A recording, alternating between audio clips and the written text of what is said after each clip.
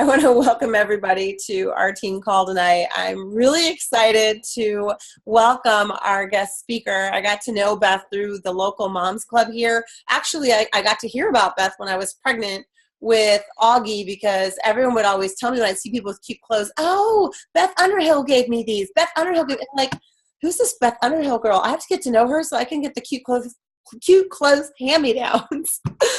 And then we ended up meeting when we ran an event together, and the more I hear her story, and then we've got together a couple times, the more that I have just enjoyed getting to know her. So let me tell you a couple quick things about her. She's a leader in her industry, and she has a passion for helping others. Really cool thing about Beth that I just absolutely loved, and maybe it's the part of me that always wanted to be a spy, but she served 9 years as a police officer before transitioning to a career in government as a government contractor. And she ended up leading a team of more than 120 employees on an important national security program. So this lady is no joke. But you guys are going to love this, because she's a full-time mom of 2 rambunctious boys. We have tons of rambunctious boys in this team, but she's also a homeschooling mom. So she knows the struggle, woo, for the homeschoolers. And she's led and volunteered in several women's organizations. So after being introduced to essential oils, then she ended up, believing in them and the healing power. Woo. Wow, I got a stink bug in my ear. Sorry, guys. But now she leads an international business team with doTERRA and teaches classes regularly. Okay, one of the really cool things I thought I love, and I totally want to go with her one time when she does one of her booths, she goes to prepper conferences. And she just loves it. So you have to tell us a little bit about that, Beth. But Beth, thank you for taking the time to get on our call. We can't wait to hear all the awesome stuff you're going to share today. Oh, thanks. Thanks for having me. Michelle and I have definitely kind of hit it off. It's kind of fun just meeting a new mom and someone who homeschools and juggles everything. But anyway, yeah, I'll just tell you a little bit about my story. I was a police officer. I did quite a few different careers between here and there, but I really desperately wanted to stay home with my boys. That was really, really important thing for me. And so I started, as soon as I had my first son, I quit my job, and we made it work, right? You make it work with the finances. But I was introduced to essential oils after my second son. And it wasn't, I kind of let them sit on the shelf for a while, not a big deal. And then I actually had a real pivotal moment where I was able to deal with allergies with the essential oils, which was a really big deal for me because my medication wasn't working. So the essentials oils work perfectly, and I'm still going strong with that with the allergies. But I have to say, this is actually interesting.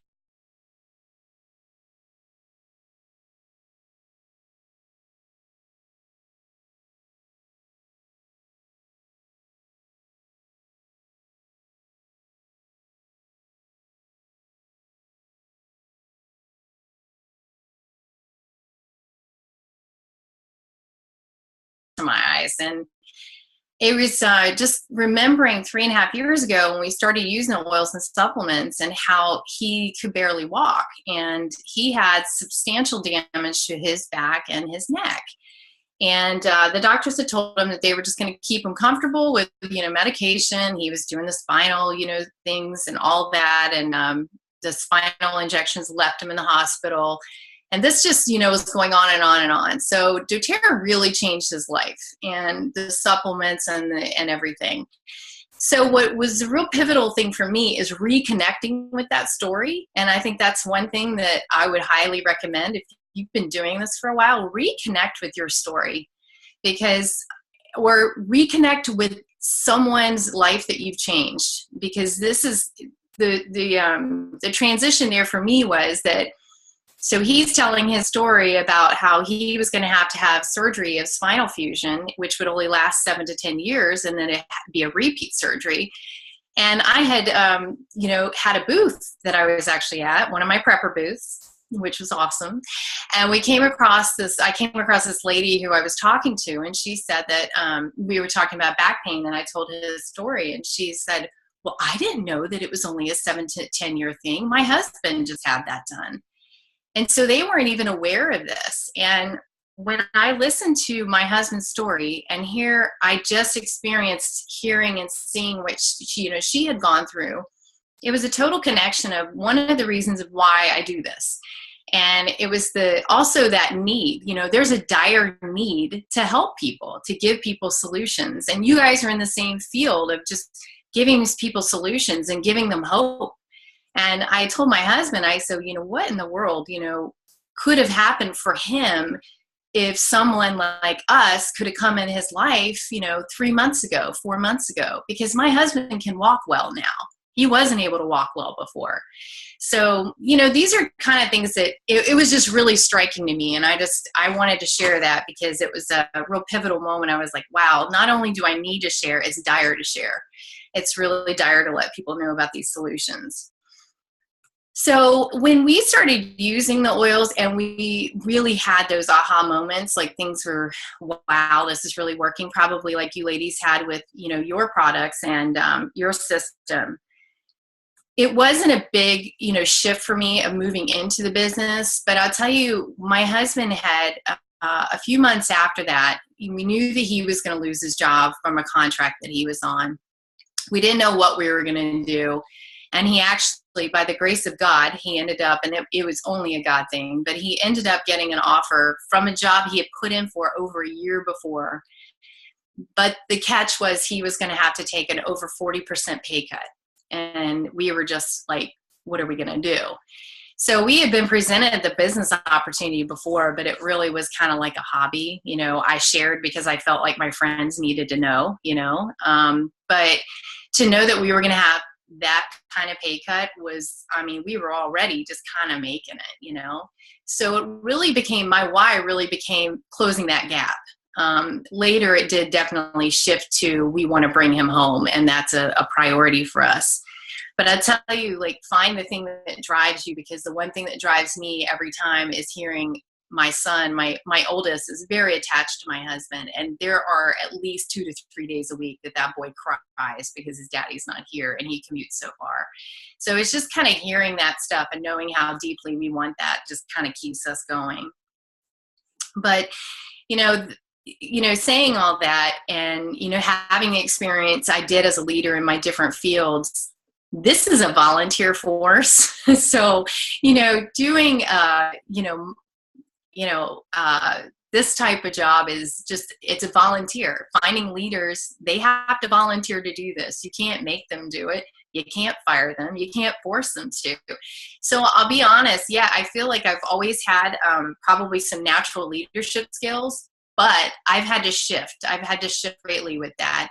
And I think that, leaders can certainly grow into their roles, and you don't have to have those natural skills. And some people who do are sometimes crippled by them. And I felt like, that was the case for me sometimes.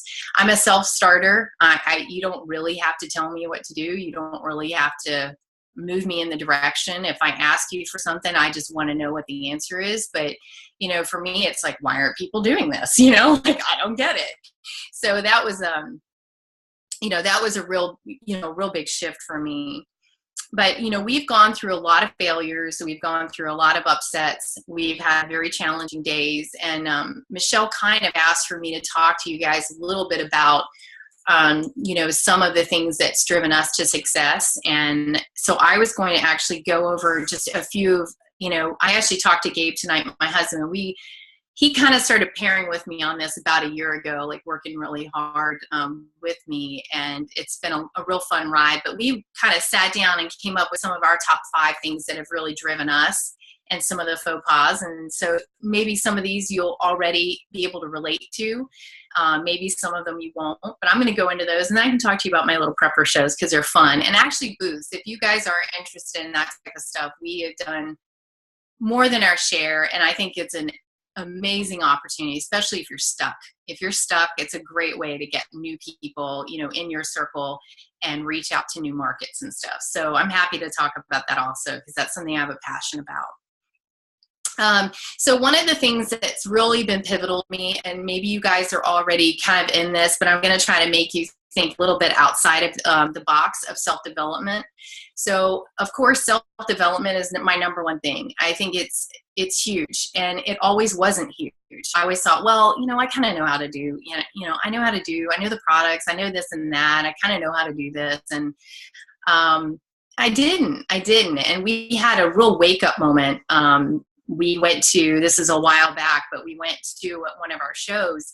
And when we were there, it was just we were a hot mess. And it was the longest drive we had ever gone. It was the most expensive thing we had ever done. And we go up and we bombed it. And on our way home, we're listening. We're like, we didn't even know what to do. We probably just sit there and cry. So we were like, well, we'll listen to this. We popped in some self-development stuff. And it was then that, there were all these things that were just kind of falling into place. And we realized it was like, we've got to make this a priority, because we're seeing, just listening to this, we can see everything that we did wrong. So we make it a priority. We make it a big priority, and we have seen a huge shift in our business since we've done that. So if you're not doing that, at least 15 minutes a day, or, we even take large sections of time at least once a week, and make sure that we're really honing in on that. And when I say self-development, of course, reading and doing audios and, developing things like that. But one of our biggest things that I really, really like to talk to my staff, my people about, is actually debriefing. And you can do this alone, but it's good to do it with somebody. If it's something that I haven't worked with anybody, then I debrief myself. Like, okay, I talked to that person today. They were not interested, or they said it was too expensive, or whatever. What did I do wrong? And I break it down. I go into it pretty depth. And when we do our booths, the one thing we do at the end of every day is we get together our team, and we're like, okay, so what are some of the rejections you saw today? What are some of the things that you could do better? Tell us a time that, there was something you did really great too, because you want to harness those things that you're doing really well, and you want to, duplicate them. That's super important.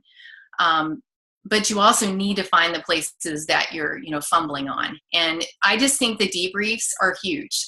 I do it on small things, and I do it on big events. I don't leave that to the dust, because that's where you learn and that's where you grow. So that's one of our huge self-development things that we do. I love doing that with Gabe. That's one of our favorite things after we leave an event. We're just like bouncing off ideas, like, what did we do? And so it's fun. But also the other self-development thing I would really really encourage you to do is working on your techniques, practicing them. It's important to do this, and it's really uncomfortable to stand in front of a mirror and talk about something. And I know a lot of you might be more internet-based or social media-based companies, but you're still going to see people in your community. You're still going to be out with your friends and family.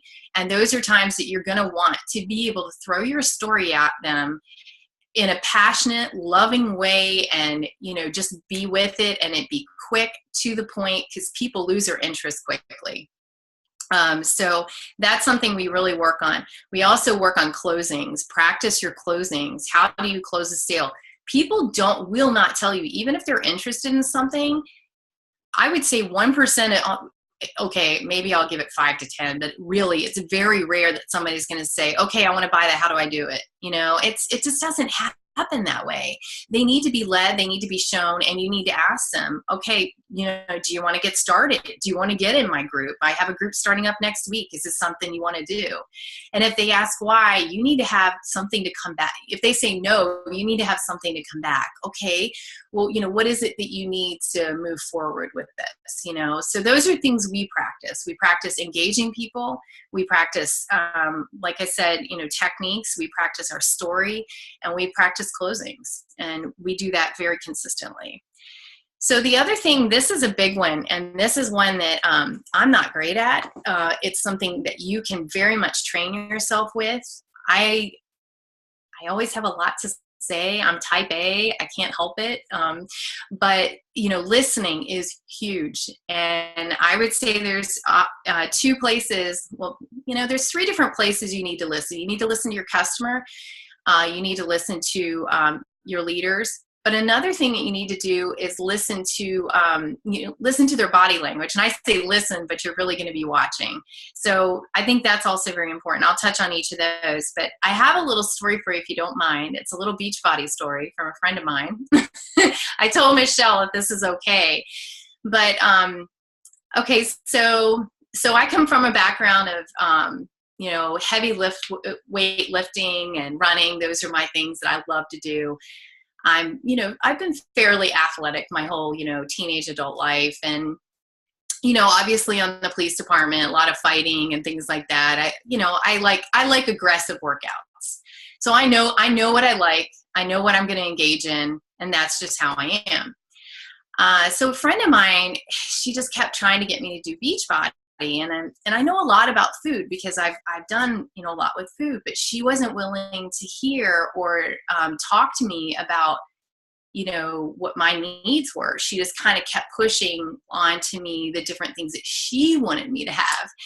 And I was just like, okay, and let her say her thing. And then I heard about this one program. I can't remember the name of it, but it was one of your workout programs. And I was like, all right, I want to do that one. I really want that video. I really want to do that workout because I was kind of getting bored with some of the stuff I had. And so I sent her a message and I said, hey, I really want this video. How do I get it? And she's like, well, you really should just do the 21 fix, day fix or what. And, that's really the way to go. And I'm like, I understand, but I really just want this video, and that literally was what I wanted.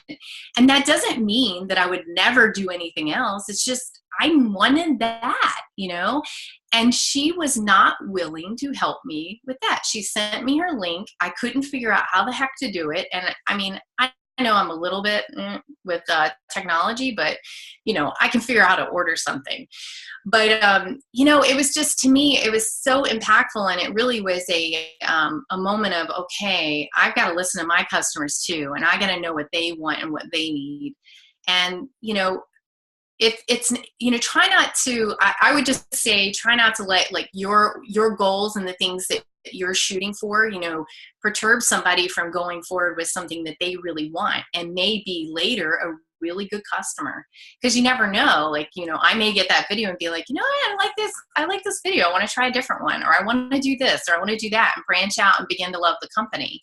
And that's kind of what happened to me with the oils. It was just like, I branched out. I never dreamed that, I would be doing this. So this is not something I would have expected to do. The other thing is listen to your builders or your leaders in your organization. One thing that I think is just, it's just so important to know, where people are, what are their goals? How do they feel like they can reach their goals? Because for me, my thing is not social media. My thing, I love booths. I like talking to people one-on-one. I don't mind doing classes, but I don't like putting them together. And I just really like the booth atmosphere. There's a lot of positive, hot energy there, and it's just exciting to me. So that's one thing that, for me, that's how I want to run my business. So I always try to listen to how other people want to run theirs. And if I can help them in that, great, or I'll direct them a way that they can get what they need. And I think also finding out the time commitment they're willing to put into it. I think that helps you as a leader be able to figure out, not get frustrated. Why aren't they doing this or why aren't they doing that? And it's like, okay, well, where is their time commitment? Did they say they wanted to do 3 to 5 hours a week? That's up to them. They're going to have slow growth if they do. Did they want to put 10 hours in a week? What do they want? But you have to respect their place. And the other thing I would say is the listening to body language. I think is really important. We actually had an event this past weekend, and it was actually interesting because one of my leaders, she's not great with communication, and I think there's also, there's some things there that she needs to work on. But she didn't pick up this vendor. She was a vendor. She actually came over to our table and spent all this time with us. And she ended up enrolling, but she has a lot of pain and disorders, and she actually uses a cane. And so I was like, okay, we need to help her pack up. the event's over now. She spent all this time with us and she's obviously in pain. So you gotta see what's going on with people, and you gotta help them out, and you gotta love on them and bond that relationship, because that's where you're going to get your long-term customers. And I just don't think that she was really in tune to what this lady was going through and what she was telling us and what she was feeling. So that's just like one example of, many of how you can really, kind of see that. So this is a big one too. Treat your business as a business. I think we're all guilty of this at some points during our career, even when you commit yourself to it. But you are the CEO of your company. You need to show up like you are. And I just feel really strongly about this. You really get your return on what you do. If you put the time in, you're going to get your return on it. That's the bottom line. If you act like it's a hobby, you're going to be treated like it's a hobby. That's just it, bottom line. If you have friends who are kind of like, well, how are you treating it? Are you treating it as a business? And it's interesting because as I've developed over time, those friends who didn't want anything to do with my business or my product have now, since I've shifted, they've shifted with me. So they see, oh, okay, Beth is actually doing this. This is her business, and this is what she's doing. I make no bones about it. This is what I do. I don't shove it in people's faces, but, if somebody says something or, we're out and they're hurting and I'm like, here, here's this, you can put this on there.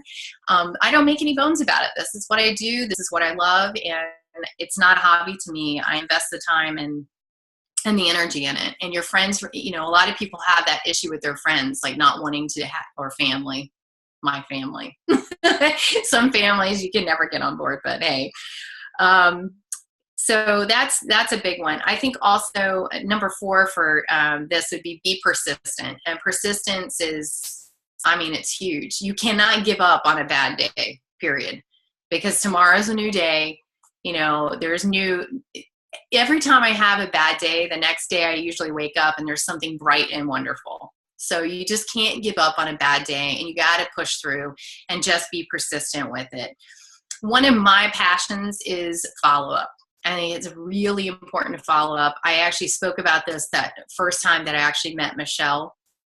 She was hoping I would speak about it because she said nobody else wanted to, which was fine with me. But I think probably because I love doing the booths, it is really paramount doing follow-up at those. We, even with an enrollment with your product, you want to continue to follow up. But even with people who may have expressed interest or, limited interest, like that lady that I told you about before, my friend, she never followed up with me to see if I did anything or wanted any help or anything. So I never did anything. So maybe I can get that video from you, Michelle. Right.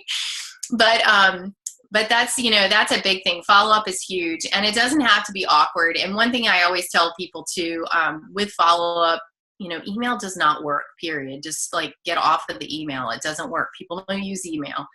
I use email, but nobody else does. So that's a big one. Your dedication to the business, you need to be persistent with that, of course. If you start to feel, I think every once in a while we all start to feel a little like, I can't believe they did this or whatever. You get a little mad about a decision the company's made or whatever. Pump yourself up with something good that they are doing, because you're not 100% going to agree with every single thing that everybody does or your business does. I love the company I have partnered with, but there's always something that, something is out of stock or whatever. Well, then go pump yourself up with the good things and the reason you were drawn to the company to begin with. Be persistent with that. That's really important. And there's one concept that I really love, and I think if you're persistent with this and you have limited time, this is a really solid thing to do. It's called a power hour. Are you guys kind of familiar with that? Okay, so it looks like a lot of you do that. Oh my gosh, like that can save your life, right? It can save your marriage, actually. But it's just amazing. I mean, just taking that and even breaking it up, because sometimes I have to break it up. Sometimes I don't have a full hour in a day that I can just sit down and commit to it. So sometimes it's 15 minutes in the bathroom texting people, like leave me alone. So that's the power hour is like huge. And I think just being persistent with that really helps a lot. And then this is probably my favorite one. And, Gabe was little. He was like, he had a different number 5. And I was like, no, you need to be bold, period. You have to be bold. And I think that that's where you start really seeking growth. And I will just give this is kind of one of my examples with life. And I think you should be bold with life, not only your business, because if you're bold in your life, you will be bold in your business. That's just who you will be. But I'm deathly afraid of heights. I hate heights. I shake when I'm on a ladder. It's horrible. It's ridiculous. But my kids, they like to do things like crazy things that are high up and roller coasters and things like that. And that Ferris wheel down at like the National Harbor that's see-through. It's horrible. But, I don't want to be that mom. I don't want to be that mom or that person who lets fear grip me. And that's just a huge thing. And I know Michelle's probably talked so much about fear, but I just feel like being bold and doing things that make you super uncomfortable are really healthy for you. And that is where you find growth. And if you don't do that, you can't grow. I remember probably one of the boldest things I ever did, and I squandered it, but I did it. And it made me feel empowered. But, with my business, I used to work with a guy on the contract, the FBI contract I worked with. And he's a natural salesman. He just is. And he's older. So he's got a lot of wisdom. And I just felt like he is the guy I got to go to and talk to about this business. And I did. And it was one of the hardest things I ever did. But I set up a lunch date with him and I was like, I want you to partner with me, period. I hadn't even told him about the oils. I was just like, I want you to do this. But it was one of the hardest things I ever did. And this was very early on in our thing. And, I did. I squandered it. But it's okay because I felt emboldened then. And I felt, okay, I can do this. It wasn't that bad. He still loves me and it's good. We're good to go. So I just think, stepping up and doing stuff like that is really important. So one of my secrets too, I'll just tell you guys, I have to give you a plug for this, but I use my Roman chamomile every time I get nervous before I speak. So if you guys do speaking events, let me know because I will hook you up. It made Roman soldiers brave, and I swear to you, it works like a charm. But I really feel like being bold is a really big one. And if you guys have any questions about any of those, I can talk to you about them, or I can transition on to some booth questions, or I can tell you what I do, whatever you guys want. Michelle? All right, trying to unmute myself here. No, I really appreciate you had so much good stuff here tonight. I would love to hear more about booths in a minute, but does anyone else have any specific questions about the stuff that Beth touched on? Rebecca does. Unmute. I do, of course. I always have questions. Go ahead. I like questions. No, I was thinking about how you were talking about follow-up and how you were saying not emails. I don't do a lot of emails. There's some we do, or I do anyway, for some leads, but I was wondering how you prefer to follow up. Like, what's your line of communication that you feel like works best for you? Honestly, if you have that personal relationship with them and they're on Facebook, certainly a PM, but I think texting and calling, even though calls are so hard, my recommendation though on call follow-ups is to have like 2 or 3 that you need to do and just do them boom, boom, boom. Because the first one, take the one that you think is the least likely to engage, take it because it's going to be the hardest. Then do the next one, because after you've done the first one, the other 2 suck less. Trust me. They just do. Yeah.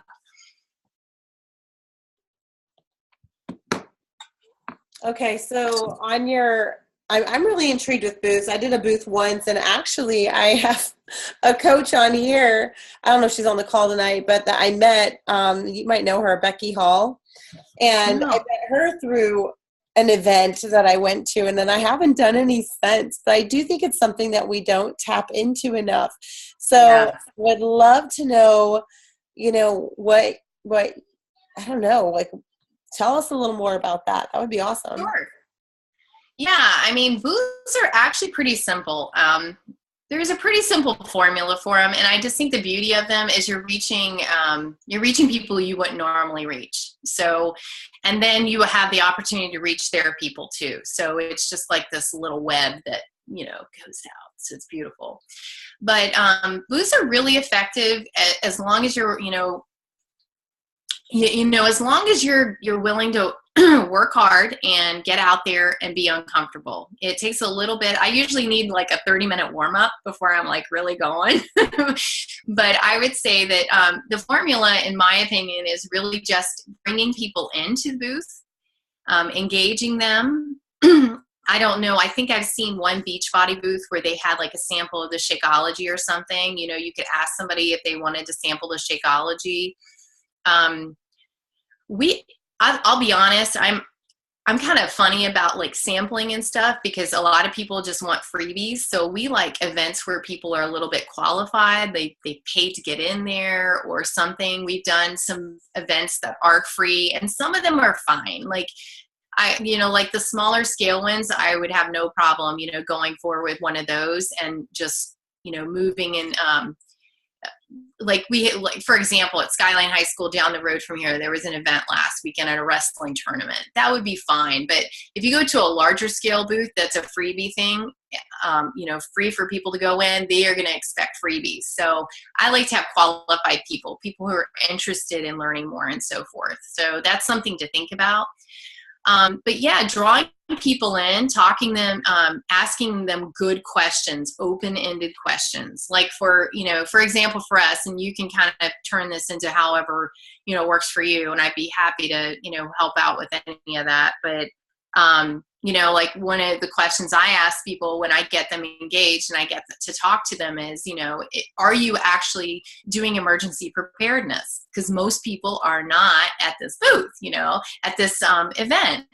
And, that's one of the reasons I love them is because you have such a variety of people. But they'll usually say, well, no, not really. I'm like, well, you're just here to learn something new, try to find new products or learning new things. Because there's a lot of workshops there and stuff. So we talk about stuff like that.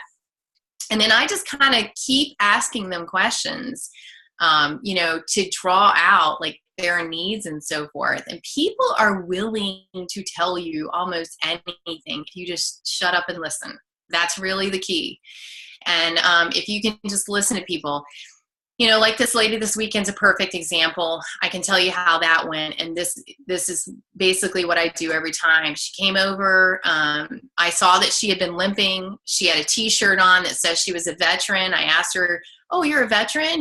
Where were you? What branch did you serve in? And she told me. I thanked her for her service. And, we talked a little bit about that. And then, she said, oh yeah, I love the smells of these. I've used some before. I have clinical depression. All I did was shut up. That's all I did. Okay. I just listened to her say, what she knew or what she heard. You can even ask them, do you know anything about like Shakeology product? Do you know anything about Beachbody? And just let them talk. They'll tell you. And then if they have something negative to say, that's an opportunity for you to highlight your business. It's not a negative thing. It's a great opportunity for you to say, well, actually, I know I've heard people say that before too, but this is what Shakeology is, or you know what I mean? You just kind of move into, don't let those, those curveballs like really throw you. And I think that's the big thing, really knowing your product, really being able to speak about it, knowing the adverse reactions that you'll get sometimes, because we get that a lot too. I mean, but yeah, so this lady told me that she had clinical depression. And so my next question was, hey, is there something that triggered that for you? And she just, vomited information, fibromyalgia, you name it. So now I know exactly what this lady needs. I can completely help her. And so then I just transition into ways that I can help her. And I would say with booth situations, because I know you guys have like a meal plan and things like that, but also go back to that thing that I was saying before is, just really listen to people and what their backgrounds are and what they know about food. And like my friend, a great example was, she was telling me about how I shouldn't eat this and I shouldn't eat that, which I already knew all this, which was fine. It's good to get reminders. But then her kid's running around with Wonder Bread. And I'm just like, oh my gosh, I can't take this, like, so it was just kind of, one of those things, like, you just gotta, kind of understand where people are coming from and listening to their needs. What was the other thing I was going to tell you about that? Oh yeah. So, I would just say, like, for us, we have package plans and, different things that you can get. One size doesn't fit all. And I think it's just really important to know that. And, sometimes it's just getting somebody in the door so they can start to love your company. They can start to love your product and want more. So if there's a way that you can do that with what you guys have to offer, and they're not willing to go down the 21-day fix or what, just let them do that. Let them do what they are comfortable with, and don't push what you want onto them. Big thing with booths is remember that you only have probably about 5 to 10 minutes with them. Usually, honestly, if somebody sticks around for 5 minutes, you're probably able, you probably could close the sale easily. And if they show no interest, let them leave, because don't keep trying with them. Just, you got another person coming, move on, that's just my opinion. I don't give out a lot of stuff. I don't give out brochures. I give business cards. And the reason is because you've been to events before. You've collected a ton of trifolds and catalogs, and you've thrown them in the trash, right? Every time I give one out, all I think is there goes 17 cents. If you do that times 50 during a day, what's that for you? So just get business cards and just tell people, hey, can you fill out this information? I'll give you my business card. Here's my information with my, website and so forth. But let me get your information so I can follow up with you. And I only do this for solid people because I don't have a whole lot of time to spend on just trying to get people in the door. I just don't. And I'm a busy mom. I have, a large organization I work with, and I just don't have time for it. So I keep my contact cards very limited so I don't overwhelm myself. Learning to close. Go ahead. Go ahead. No, I was just going to say learning to close is huge. It's huge. You only have this limited time with them. And Michelle, if you had a question or you needed me to stop, I can stop now, or I can go into that. Fine. I had a question, then my brain went down a rabbit trail and I was trying to catch it. Okay. Did you catch it yet? No. Not yet.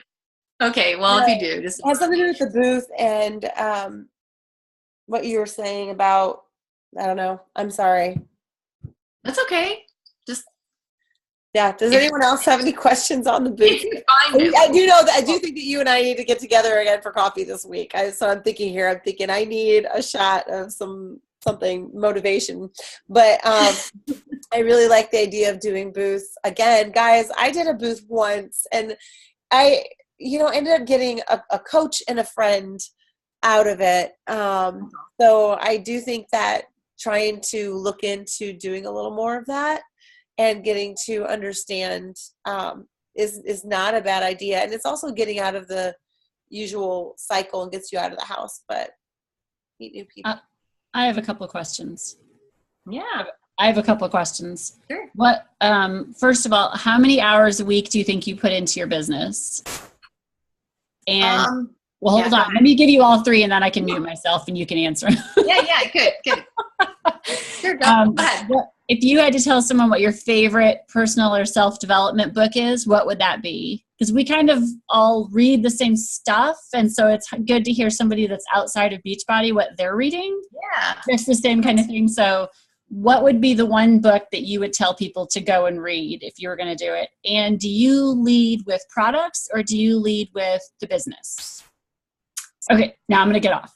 Okay, no, that's fair. Okay, so hours a week is a really tough one because we work events, and those are sporadic. But I would say during the week, if you take out the events, because our events are usually 2 days and they're usually 10 to 12 hours. So I would say that I probably put 2 to 5 hours a day, somewhere in that range. Sometimes it's 1. Sometimes I just say, today's a day off. It really depends too. Like if it's post an event, that's where my higher end hours are going to be, if it's right after one, because I make sure that I follow up with everybody that has enrolled and kind of get them going in my contacts. If it's, if it's like 3 weeks after an event and I don't have one coming up, then I'll probably work like 2 hours a day or something like that, unless I'm trying to roll something new out. Your other question was about lead product, or I always lead products. And the reason is I just don't feel like, I wouldn't find much validity in someone who came to me about the business that didn't really love the product. I just can't, that's just me though. I can't get behind something that, I can't run a business as something I don't absolutely love and believe in. And I just think one thing we've been working really hard on, and I think this is a big one, we've been working really hard on unwinding objections and trying to figure out where they come from. And one of the brilliant things, actually, this will go to your question too, that we unfolded from one of my favorite books, but was the objections that you get. What are the most common objections that you get? And the most common objections that I get are, I got to think about it. Well, that, what the brilliance was in this, what objections that you generally get is a reflection of you. So some of my team I got to think about it, and I'm a got to think about it kind of girl. That's who I am. I'm not impulsive. I'm not, I'm not that way. I'm not a good shopper. I mean, I don't spend a lot. Like, I don't spend $50 without thinking a lot about it. It may be stupid to some people, but that's just how I am. I've never been that way. But a lot of my people, so post-event, we always do this thing where we always say, okay, so what were your objections today? And it's really fun with new people that haven't worked one before, and people I know very dearly. And one of the ladies was like, I can't afford it. That's what I got all day. And I'm like, yep. That's because you can't place value on it because you think it's too expensive. You've got to work around that, and it's not. You just have to figure out how to convey that to, and then some people, it's the rejection will actually relate to the product. It will relate to them not believing that the product's going to work for them. Well, if it works for me, well, you don't have a belief in the product if you're not conveying that the product's going to, if they are not feeling that the product's going to work for them, then you're not conveying it. And I don't think it's very easy to convey that without really believing in it. I personally, when I enroll somebody and somebody's on board with me, I do let them know that the business is an opportunity. There is an opportunity there, but we'll talk about it later. We're not going to talk about it right now because these new oils are brand new to you. You don't even know what to do with them. And then we'll talk about it once we get over your oils and, discuss it with you. If they're very energized and they want to talk about it, great. But I don't ever lead really with the business. And, maybe that's a mistake, but I really like people to know what they're using and love them first. So, and then one of the pivotal books for us, and I will say this with a caveat because some people are funny about this, but this guy is a Scientologist, I will tell you that, and I'm a Christian, so I just ignore all the other stuff. But Grant Cardone has been huge for us. He's very, very popular. Sell or Be Sold has been huge. Huge, huge, huge. He is energetic. I do not agree with everything he says, but he is energetic. He gets me excited. He has some really good nuggets of information in there. And again, I just, I say that with the caveat because I don't want anybody going out there getting it and like, oh, I can't believe she sent us to a site. But he doesn't say like, Scientology or anything. It's just we figured it out. Yeah, his books are amazing. We listen to the audio version because he's actually reading them and he does a lot of ad lib in them.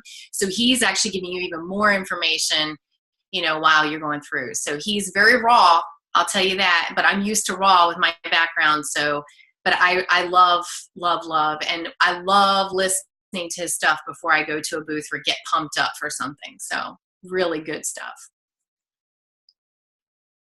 Thank you. You're welcome. Great. I appreciate it. No problem. Yeah, no, that's awesome. That was some really good information there. It would take a while to absorb it. I took a lot of notes. So, does anyone else have any questions before we hop off? Nope. Okay. Beth, thank you so much for coming to our call and taking the time to share your heart and your success and your tips with us. I think it's always important to learn from people in different industries because we all have something we're doing different that might be able to help each other. So absolutely. Yeah. Well, thanks for inviting me, guys. Thanks for having me. You guys have a good night. You too. Talk to you later. Bye. Bye.